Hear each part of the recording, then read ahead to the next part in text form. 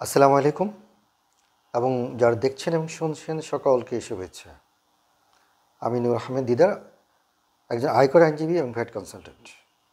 আমি সাধারণত ট্যাক্স এবং ভ্যাট বিষয়ক কিছু সচেতনতামূলক ভিডিও করি, যার মধ্যে যারা স্টেক হোল্ডার তারা কিছুটা সচেতন হতে পারে। যাক, আজকে আমি ভ্যাটের একটা বিষয় নিয়ে আলোচনা করব, যে বিষয়টা অনেকেই একটু কনফিউজড হয়। সেটা হচ্ছে যে উপকরণ উৎপাদ ও সহগ ঘোষণা, যেটাকে আমরা মূসক 4.3 বলি। আপনারা জানেন নতুন ভ্যাট আইনে আমাদের এখন আর নতুন করে আগের যেই আইনের মূল্য ঘোষণা সেটার প্রয়োজন নেই। আপনাকে একটা উপকরণ উৎপাদ সহ ঘোষণার একটা নিয়ম করেছে। তো এটাকেই আমরা মূসক 4.3 বলি, ঘোষণা বলি। তো সেটা আসলে উপকরণ এবং উৎপাদ, অর্থাৎ আপনি এক একক পণ্য উৎপাদ করতে আপনার যে উপকরণ লাগে সেটার যে একটা অনুপাত, অপচয়ের সাথে সহগ অপচয়ের সাথে যে একটা অনুপাত, সেটাই হচ্ছে আসলে উপকরণ উৎপাদন সহগ। অর্থাৎ আমার যদি যদি একক হয় 1 কেজি, তাহলে আমার ইনপুটে বা উপকরণ আমার কত গ্রাম, কোনটা কত গ্রাম লাগে, এই উপকরণগুলো আমাকে নির্ধারণ করতে হবে। এই উপকরণ এবং উৎপাদ মানে যেটা আউটপুট, এই যে কোপিশিয়েন্টটা, এটার একটা পার্সেন্টেজ বের করা। আপনারা জানেন যেটা আমরা উপকরণ দিই তার সাথে কিছু আমাদের সংযোজন হয়, তারপরে আমাদের এটা উৎপাদ হিসেবে গ্রহণ করা হয়। উৎপাদর সাথে আমাদের প্রফিট সহ যেটা হয় সেটাই আসলে উৎপাদ। এই উৎপাদ মূল্যের উপরে আমাদের ভ্যাটের পার্সেন্টেজ করে যেটা আমরা বাজারে ছাড়ি সেটাকে আমরা সরবরাহ মূল্য বলি। তাহলে আমরা যে বিষয়টা বুঝতে পারলাম সেটা হলো উপকরণ কী, আরেকটা হচ্ছে উৎপাদ কী। আরেকটা এখানে মাঝখানে একটা বিষয় বললাম সংযোজন, অর্থাৎ উপকরণ সংযোজন এই দুটো মিলিয়ে হবে উৎপাদকও।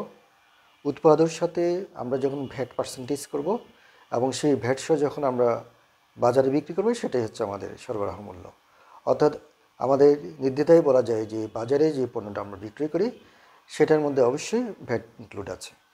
আপনি যদি উৎপাদের উপরে জানতে পারেন সেটার উপর 15% আপনি বা যেই পার্সেন্টেজ সেটা চার্জ করবেন, তাহলে আপনি সরবরাহ মূল্য পাবেন।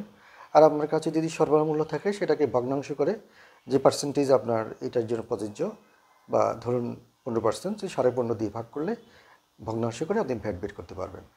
দুটো নিয়মে আপনি পারবেন। অর্থাৎ আমরা সরবরাহের মধ্যেই ভ্যাটটা সবসময় ইনক্লুসিভ থাকে। উৎপাদও জানা থাকলে সেটার উপরে আমরা ভ্যাট প্রয়োগ করি, অথবা সরবরাহ মূল্য জানা থাকলে সেখান থেকে আমরা ভ্যাট বের করতে পারি। তো তাহলে উপকরণ উৎপাদন সহগটা আসলে মূলত হচ্ছে যে কোনো উৎপাদনকারী হোক, আমদানিকারক হোক, এবং যারা পণ্য এবং সেবা বিক্রি করেন তাদের ক্ষেত্রে এই বিষয়টা গুরুত্বপূর্ণ। এটা কেন প্রয়োজন?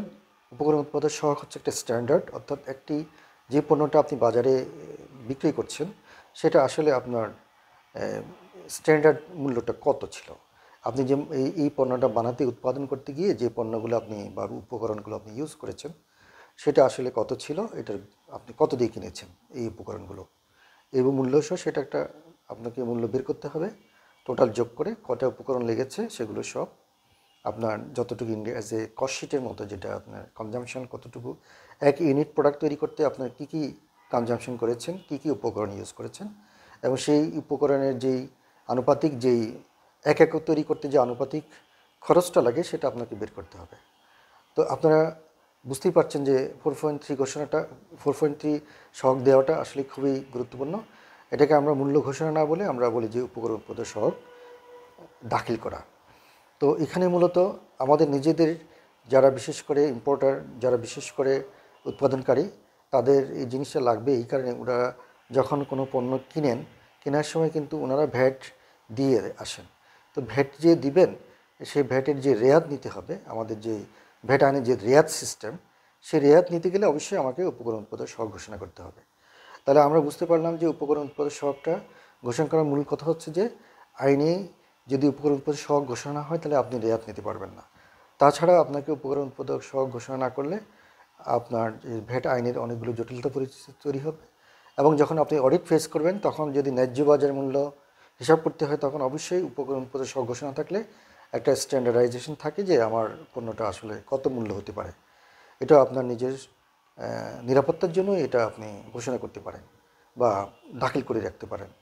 তো যাই হোক, অনেক ক্ষেত্রেই এই মূল্য ঘোষণা নিয়ে অনেক বিড়ম্বনার শিকার হতে হয় অনেকেই মূল্য ঘোষণা না থাকার কারণে। এবং কীভাবে মূল্য ঘোষণা করতে হয় সেটা জানার দাখিল পদ্ধতি হচ্ছে আপনাকে মূসক 4.3টা নিতে হবে। 4.3 এর মধ্যে আপনার জানেন 12টা কলাম আছে। সেখানে আপনার HS কোড, আপনার সিরিয়াল নাম্বার, পণ্যের একক কত, অর্থাৎ কোন একক আপনি বিক্রি করবেন, এবং এক একক পণ্য উৎপাদন করতে কি কি আপনার যে উপকরণ লাগে সেই উপকরণ, এবং সেই উপকরণের সাথে আপনার এই পণ্যটা উৎপাদনের সাথে আর কি কি সংযোজন করতে হয়, সবগুলো আমার 4.3 12টা কলামের মধ্যে ফিল আপ করে আপনাকে মূলত আমার উৎপাদন মূল্যটা বের করতে হয়। তার সাথে সংযোজনের সাথে প্রফিটটাও থাকে, সেটাও যোগ করে যে মূল্যটা পাবো সেটা হচ্ছে আসলে আমাদের উৎপাদকর। এটা 4.3 আপনারা যে ফর্মেট, সেটা 12টা কলাম আছে, সেটা যখন প্র্যাকটিক্যালি দেখবেন সেখন আপনারা দেখতে পারবেন যে কী কী এখানে বিষয়টা দরকার। আরেকটা বিষয় ইম্পর্টেন্ট হচ্ছে যে উপকরণ বলতে আমরা কি বুঝি। হ্যাঁ, উপকরণ বলতে আমরা যেটা বুঝি সেটা হচ্ছে যে অবশ্যই আইনের যেগুলো উপকরণ বলা হয়েছে সেটাই শুধু উপকরণ। এর বাইরে যদি কোনো কিছু থাকে সেটাকে উপকরণ হিসেবে গণ্য করা যাবে না। একটা পণ্য উৎপাদন করতে কী লাগে আপনারা জানেন যে যে কোনো কাঁচামাল লাগবে, ল্যাবরেটরি রিয়েজেন্ট, প্যাকিং ম্যাটেরিয়াল, তারপরে জ্বালানি, তারপরে সেবা, যন্ত্রপাতি, যন্ত্রাংশ, এইগুলো মূলত উপকরণ হিসেবে গণ্য আইনের ভাষায়। এছাড়া উপকরণ নয় কিন্তু, যেমন আপনার ভূমি, শ্রম, ইমারত, ইকুইপমেন্ট, ফিকচার, দালানকোঠা, অবকাঠামো, স্থাপন, নির্মাণ, এগুলো কিন্তু উপকরণ নয়। তারপরে আসবাবপত্র, স্টেশনের দ্রব্যাদি, refrigerator, freezer, air condition, fan, আলোক সরঞ্জাম, এগুলো কিন্তু উপকরণ নয়। যানবাহন ক্রয়, ভাড়া দেওয়া, এগুলো উপকরণ নয়। আপ্যায়ন, ভ্রমণ, কল্যাণ, উন্নয়নমূলক কাজ, এগুলো উপকরণ নয়। অর্থাৎ প্রাঙ্গণ, শোরুমে এগুলো ডেভেলপমেন্ট করে উপকরণ। অর্থাৎ উপকরণের জন্য একটা সংজ্ঞা দেওয়া আছে। তাহলে আমরা বুঝতে হবে যে কোনগুলো উপকরণ, এটা আমাদেরকে জানতে হবে, আর কোনগুলো উপকরণ নয়। তো যেগুলো উপকরণ নয় সেগুলো যদি কোনো সংযোজন থাকে, সংযোজন চলে যাবে। আমি একটা উদাহরণ দিচ্ছি, যেমন আপনার যদি এরকম বলা হয় যে কিছু পণ্য, কিছু টার্মস আপনাকে দিল, ধরুন আপনাকে বললো যে কাঁচামাল, তাহলে সেটা আপনি ধরে নেবেন যে উপকরণ। বেতন ভাতা, এটা কিন্তু উপকরণ নয়, এটা একটা সংযোজন। ল্যাবরেটরি ইকুইপমেন্ট, এটা আমাদের আইনের ভাষায় উপকরণ। তারপর স্টেশনারি দ্রব্যাদি, এটা কিন্তু উপকরণ, এটা সংযোজন।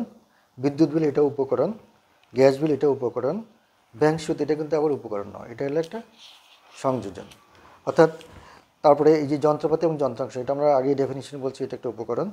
পরিবহন সেবা, এটা একটু খেয়াল রাখতে যে 80% হচ্ছে উপকরণ আর 20% হচ্ছে সংযোজন। মোড়ক সামগ্রী, সেটাও আমাদের উপকরণ। শ্রমিকের মজুরি, এটা কিন্তু আবার সংযোজন। বিজ্ঞাপন খরচ সংযোজন। ল্যাবরেটরি রিয়েজেন্ট, এটা আমাদের উপকরণ। গুদাম ভাড়া, এটা কিন্তু সংযোজন। মেশিনারি অবচয়, সেটাও কিন্তু সংযোজন।